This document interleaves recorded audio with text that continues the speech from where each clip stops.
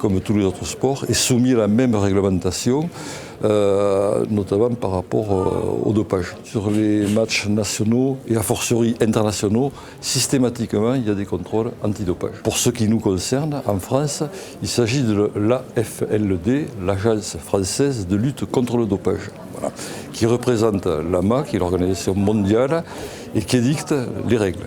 Et dans chaque pays, il y a une agence, ce qui fait que les contrôles sont standardisés et où que l'on tire, là ou ailleurs, la réglementation est la même pour tout le monde. Ce qui est important, c'est qu'il faut savoir qu'il y a énormément de produits qui sont interdits dans le sport, et notamment dans le tir, et pas que dans le tir, bien sûr. Pour ce faire, il faut consulter la liste des différents produits en allant sur le site de l'Association française de lutte contre le dopage, l'AFLD. Donc là, vous avez de manière très détaillée les différents produits qu'on ne peut pas utiliser. Deuxième site à voir aussi, c'est Écoute Dopage, qui a été développé par nos amis montpelliérains. Vous trouverez énormément de choses intéressantes qui vous pratiquent dans votre pratique de tous les jours, quoi. Beaucoup de gens prennent des compléments alimentaires et on ne sait pas trop ce qu'on y trouve, notamment les produits achetés sur Internet. Il y a de mauvaises surprises.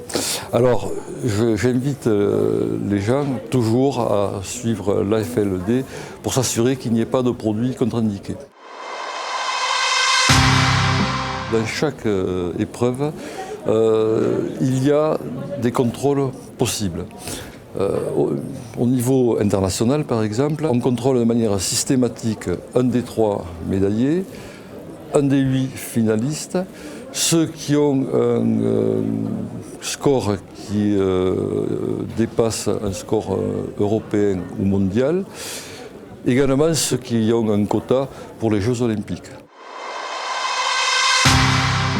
Il faut signaler à son médecin traitant qu'on fait de la compétition et de manière à ce que le praticien ne donne pas par inadvertance un produit qui est interdit. Et il y a une procédure qui est importante, c'est la procédure des AUT, c'est autorisation à usage thérapeutique.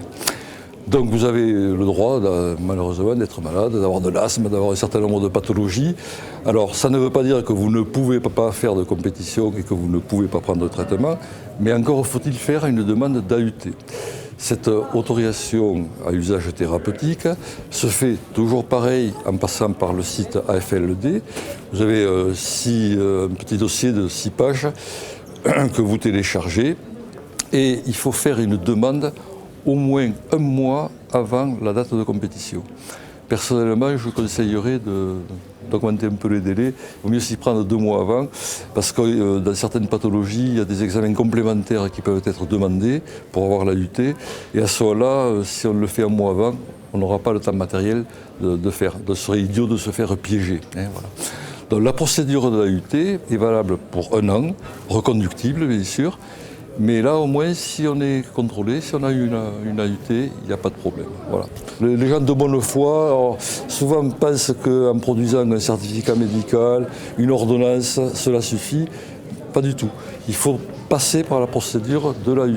Et ça, c'est fondamental, qui malheureusement, souvent, est méconnu. Voilà.